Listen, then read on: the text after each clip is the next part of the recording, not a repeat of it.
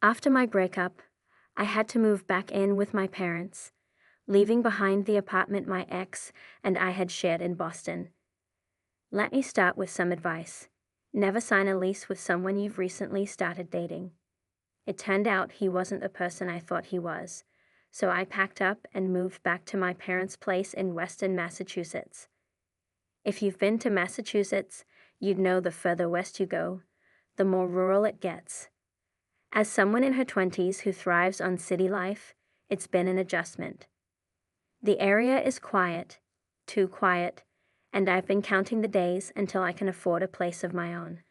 For personal reasons, though, I'll be steering clear of Boston for my next move. In the meantime, I returned to my old job at the urgent care facility I worked at before moving. They were happy to have me back, even if only temporarily. The downside? I work overnight shifts. While the job itself isn't hard, the hours mess up my sleep schedule and make it difficult to have a social life. Not that there's much of one around here.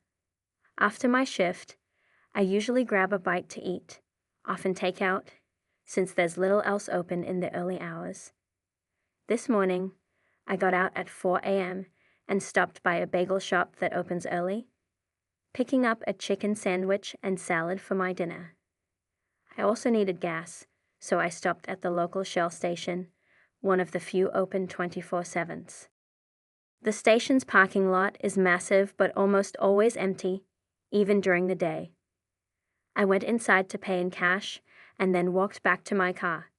As I began fueling, another car, a blue sedan, pulled up to another pump. The man who got out locked his nozzle in place to pump automatically and then approached me, asking if I wanted to see a funny trick. Something about the interaction made me uncomfortable, but I awkwardly said, "What's the trick?" He proceeded to do the old pull your finger off-hand trick, looking back at me with a strange expression. I fake laughed, hoping he'd take the hint, but he didn't stop. As soon as my tank was full, I hurried back inside for my change, relieved when he wasn't in sight as I returned to my car. His vehicle was still at the pump, but I didn't want to stick around to see him again. I checked my backseat out of paranoia, locked my doors, and drove home. I got home about 5 minutes later and let myself in using the spare key my parents hide outside. After relocking the door, I sat in the kitchen to eat my early breakfast. It was quiet until I heard the front door unlock and open. My heart stopped. I called out, "Mom? Dad?" but got no response. When I peeked into the foyer, it was empty.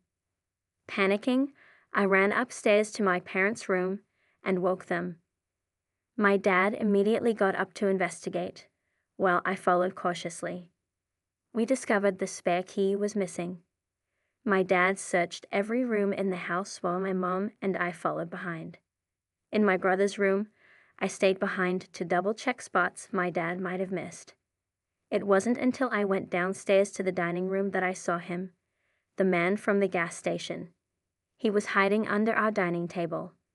I screamed, alerting my mom, and she screamed too. My dad rushed upstairs, and a chaotic struggle ensued. Despite my dad's age, he held his ground while my mom and I joined in, hitting and pushing the intruder until he finally fled through the front door. We immediately called the police, who responded quickly. They left a patrol car in our driveway overnight for safety, and my dad reinforced the front door with a chair. The next day, we replaced the lock, and my parents stopped hiding a key outside. I felt an overwhelming sense of guilt, believing the man must have followed me home with his headlights off. While I'm grateful my family and I are safe, the whole ordeal has made me desperate to move out. Sometime later, I was on a road trip, driving from New York to Florida to visit my brother. I prefer to drive at night to avoid traffic, so I left Long Island at 2 a.m. and planned to take the I-95 straight down. After a couple of hours, hunger set in, and I pulled off the highway at the sight of a Wendy's sign. The parking lot was dimly lit, with just one other car parked near the edge.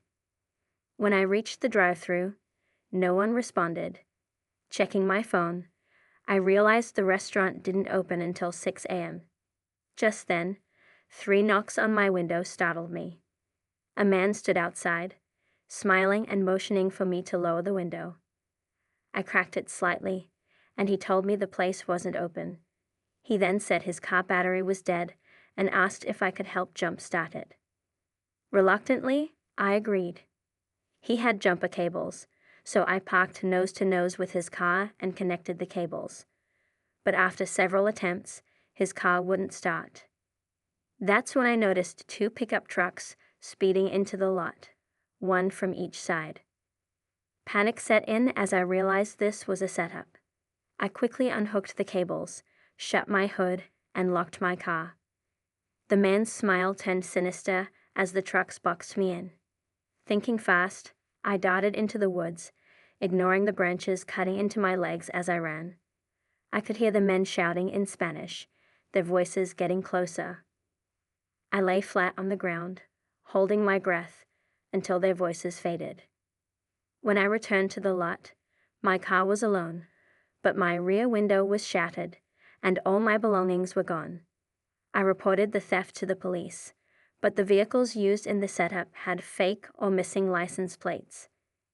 None of my stolen items were ever recovered. The whole experience left me shaken and cautious about helping strangers on the road. Whether it's an intruder at home or a dangerous encounter on the road, these moments serve as stark reminders of how quickly things can take a dark turn. Always trust your instincts, stay alert, and prioritize your safety above all else.